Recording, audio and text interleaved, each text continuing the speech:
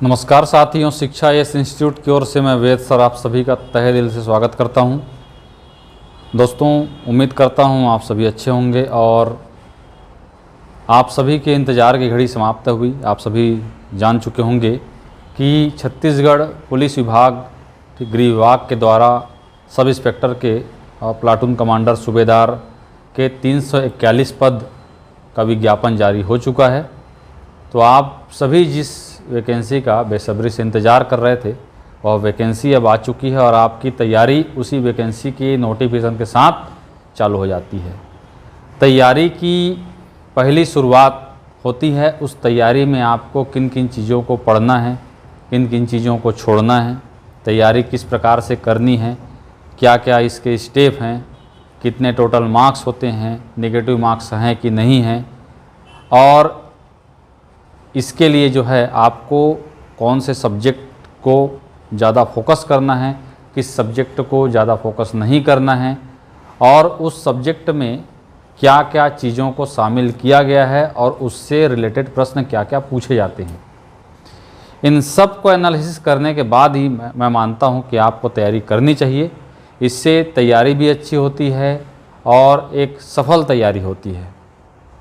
तो देखिए, आप देखे होंगे कि जो वैकेंसी है उसमें प्रीलिम्स और मेंस दो जो है परीक्षा का पैटर्न है। पहले नापजोक, फिर प्री, फिर मेंस, फिर फिजिकल, फिर इंटरव्यू। जैसा 2012 में हुआ था एज इट इज़ ऐसा ही एग्ज़ाम कंडक्ट होने वाला है। तो उसमें जो है हिंदी जो है सिलेबस वो प्रीलिम्स में भी है और मेंस में भी शामिल किया गया है। उसी हिंदी सब्जेक्ट में क्या क्या चीज़ें हैं, कौन कौन सी उसके क्या क्या प्रारूप हैं, उसके सिलेबस क्या हैं, उन्हीं को लेकर मैं आप लोगों के सामने हाजिर हुआ हूं। क्योंकि सिलेबस आपकी रणनीति है दोस्तों। युद्ध में अगर बाबर ने रणनीति नहीं अपनाई होती तो भारत पर आकर इतने सालों तक मुगलों का राज नहीं होता। रणनीति युद्ध में सफल होने के लिए बहुत आवश्यक होता है और जिस एग्ज़ाम की आप तैयारी कर रहे हैं वो एक युद्ध से कम नहीं है।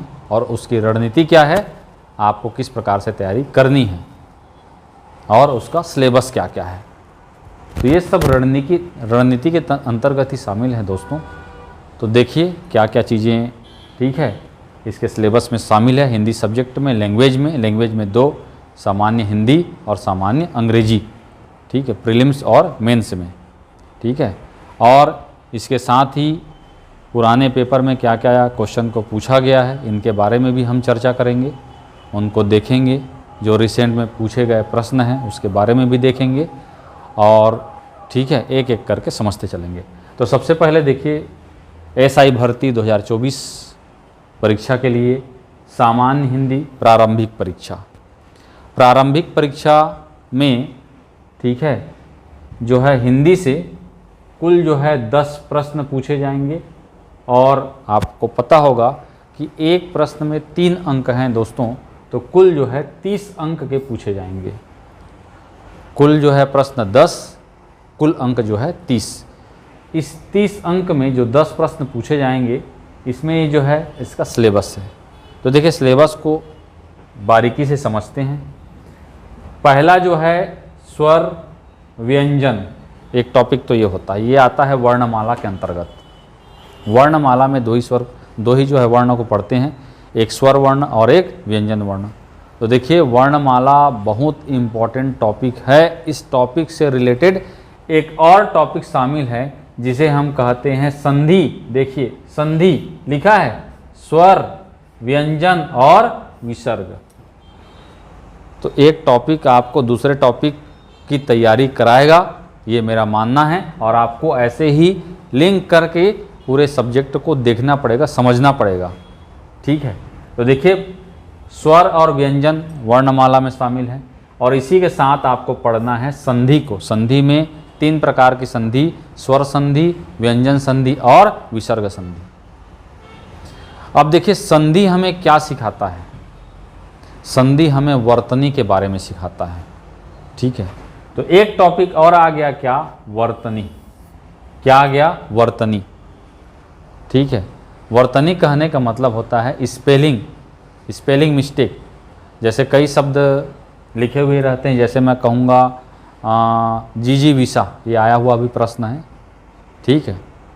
जीने की, ठीक है, इच्छा को जिजीविषा कहते हैं।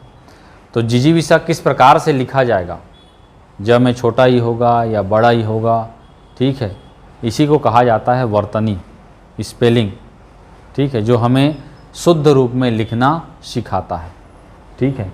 तो एक जो है टॉपिक है ये वर्तनी, यहाँ भी शामिल है, ठीक। इसके बाद देखिए अगला जो टॉपिक है लिंग, वचन और काल। तो लिंग, वचन, काल में हिंदी में हम दो ही प्रकार के लिंग पढ़ते हैं, पहला जो है पुल्लिंग और दूसरा स्त्रीलिंग। तो पुल्लिंग और स्त्रीलिंग में देखिए प्रश्न के प्रारूप क्या क्या पूछे जाते हैं। एक तो है प्रश्न पूछा जाता है कि इनमें से कौन सा शब्द पुल्लिंग शब्द नहीं है, या इनमें से कौन सा शब्द, ठीक है, स्त्रीलिंग शब्द नहीं है से ज़्यादा इम्पोर्टेंट दोस्तों नहीं है वाले प्रश्न आजकल पूछे जा रहे हैं, ये पैटर्न में है। दूसरा जो है कथन तर्क से संबंधित अभी जो है ट्रेंडिंग क्वेश्चन है, ये सही मायने में आप देखे होंगे अधिकतर एग्जाम में अभी जो है, ठीक है, क्रमागत रूप से जमाइए। एक तो प्रश्न इस प्रकार का आ रहा है और दूसरा आ रहा है दोस्तों कथन तर्क वाला। पहले कथन तर्क वाला सिर्फ सामान्य अध्ययन के अंतर्गत ही पूछा जाता था, आज आप देखेंगे तो जो है आपका लैंग्वेज में भी पूछा जा रहा है, कंप्यूटर में भी पूछा जा रहा है कथन तर्क वाले प्रश्न। इंग्लिश में भी एक पैसेज दे देगा, उससे रिलेटेड एक क्वेश्चन रहेगा, ठीक है। तो आपको जैसा, ठीक है, वह एग्ज़ाम का प्रारूप चल रहा है वर्तमान में, उसी प्रारूप में आपको तैयारी करनी चाहिए, ठीक है, तब आपकी तैयारी सही और सटीक मानी जाएगी। ओके। तो यहाँ पर लिंग, स्त्रीलिंग, पुल्लिंग, इस प्रकार का वचन, एक वचन और बहुवचन। तो इसका सिंपल सा, ठीक है, प्रश्न है, इनमें से कौन सा बहुवचन का शब्द नहीं है, ठीक है, या इनमें से कौन सा एक वचन का शब्द नहीं है। अब देखिए लिंग और वचन दोनों से रिलेटेड एक जो टॉपिक और है वो है व्याकरणिक अशुद्धियाँ, जिनको कहा जाता है वाक्य अशुद्धि। वाक्य अशुद्धि में ग्रामर की सारी चीज़ें आ जाती हैं, लेकिन मुख्य रूप से जो ग्रामेटिकल मिस्टेक जो रहता है, व्याकरणिक जो अशुद्धियाँ रहती हैं, वो या तो लिंग से संबंधित रहती है या वचन से संबंधित रहती है, क्योंकि लिंग और वचन के आधार पर ही क्रिया का प्रारूप रहता है कि क्रिया एक वचन, अगर सब्जेक्ट एक वचन का है तो क्रिया भी एक वचन की होगी, अगर सब्जेक्ट स्त्रीलिंग का है तो क्रिया भी स्त्रीलिंग की होगी, अगर बहुवचन का है तो बहुवचन की होंगी। तो ये दोनों टॉपिक देखिए लिंग और वचन, ये व्याकरणिक अशुद्धि से रिलेटेड है, याद रखिएगा। तो दोनों टॉपिक रिलेटेड है। एक जो है आपका काल है, तो जैसे हम इंग्लिश में टेंस पढ़ते हैं ऐसा हिंदी में नहीं होता, हिंदी में अलग ही प्रकार का काल होता है, अलग अलग होता है, ठीक है। तो काल में वर्तमान, भूत, भविष्य और उसके अलग अलग प्रकार। इसके बाद देखिए संज्ञा, सर्वनाम, विशेषण, क्रिया का प्रयोग, ठीक है। तो यहाँ पर देखिए एक चीज़ जो मैं देख रहा हूँ कि जो है अव्यय को शामिल नहीं किया गया है, अव्यय को शामिल नहीं किया गया है, ये पांचवें प्रकार का पद होता है। तो संज्ञा, सर्वनाम, क्रिया और विशेषण।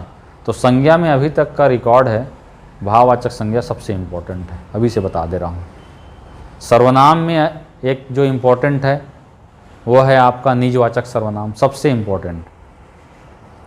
क्रिया का मैं नहीं कह सकता, क्रिया में बहुत सारे प्रश्न पूछने के तरीके होते हैं, विशेषण में बहुत सारे तरीके होते हैं प्रश्न पूछने के। तो संज्ञा, सर्वनाम, क्रिया और विशेषण, एक टॉपिक और। अब देखिए यहाँ पर संधि हो गया, अब बचा क्या, समास। तो समास, संधि समास के बगैर तो हिंदी व्याकरण, ठीक है, कंप्लीट ही नहीं होगा। और सभी एग्जाम में हिंदी अगर सिलेबस में शामिल है तो संधि और समास पूछा ही जाता है। समास, समास में समास विग्रह के बारे में, ठीक है, और समास के भेद के बारे में इसी प्रकार के प्रश्न, और लास्ट ईयर एग्ज़ाम में यही समास से ही प्रश्न पूछा गया था, ठीक है। आपका देखे होंगे तो द्वंद्व समास का उदाहरण आया था।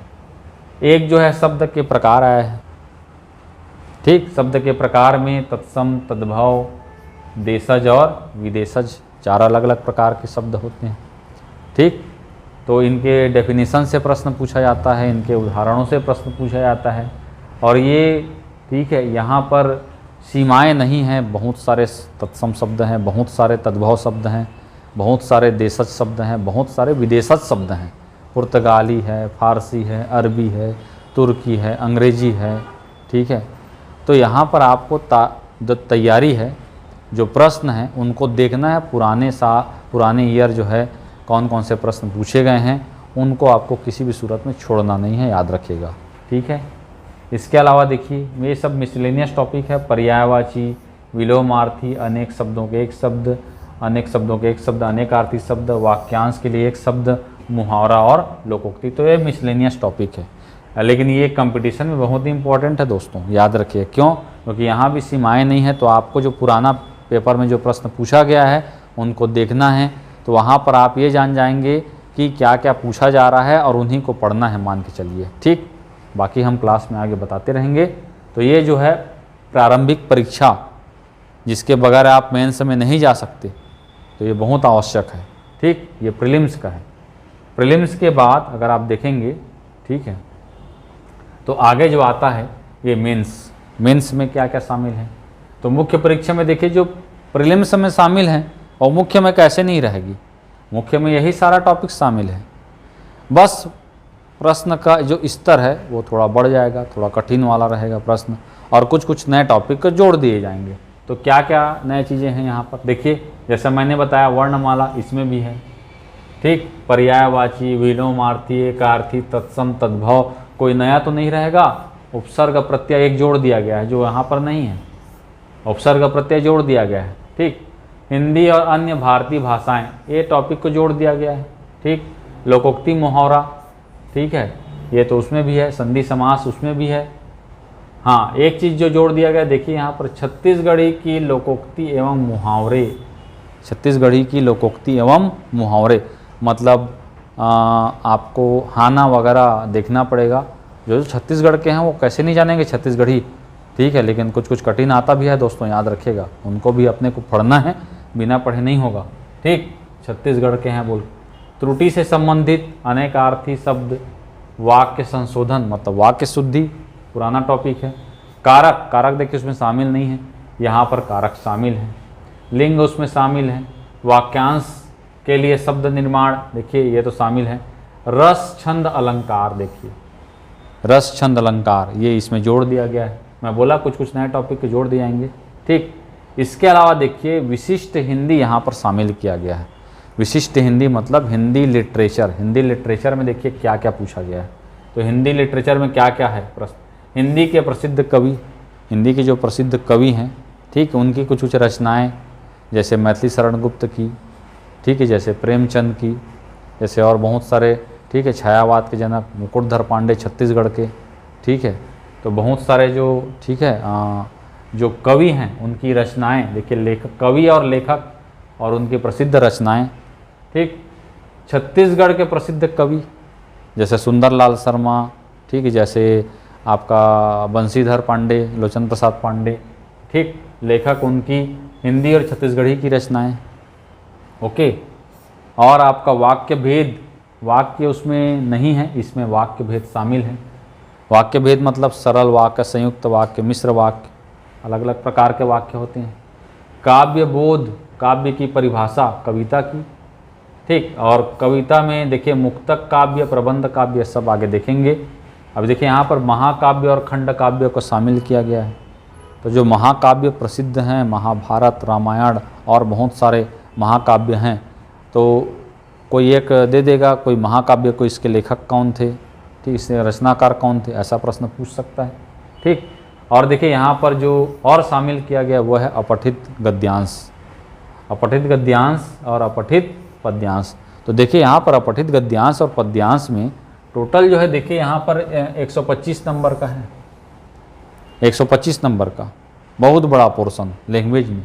ठीक, तो 125 नंबर में गद्यांश और पद्यांश से मान के चलो आपको 5-5 नंबर के, तो 5-5 प्रश्न तो पूछे ही जाएंगे। कोई गद्यांश दे देगा, उससे रिलेटेड, ठीक है, क्वेश्चन रहेगा वहाँ पर। ठीक, ये कुछ कुछ जो है CSPDCL में इस प्रकार का प्रश्न आता है हिंदी से, आप देख सकते हैं रेलवे वगैरह में प्रश्न आता है उसके प्रारूप को समझने के लिए। तो 5-5 प्रश्न यहाँ पर से आएंगे ही। तो गद्यांश और पद्यांश में क्या है, आप जब तक उसको बारीकी से नहीं पढ़ेंगे, ठीक, उसका आंसर नहीं समझ पाएंगे। हालांकि देखिए पिछले टाइम भी कुछ कुछ चीज़ों को शामिल किया गया था लेकिन प्रश्न नहीं पूछा गया था। अब यहाँ पर भी देखो शामिल किया गया है, प्रश्न पूछ सकता है मेरे को जहाँ तक अनुमान है, क्योंकि कहीं ना कहीं अब इसका एग्ज़ाम PSC ले रहा है तो कहीं ना कहीं प्रश्न पूछने का जो तरीका है उनमें कुछ न कुछ मॉडिफाई वो ज़रूर करेगा।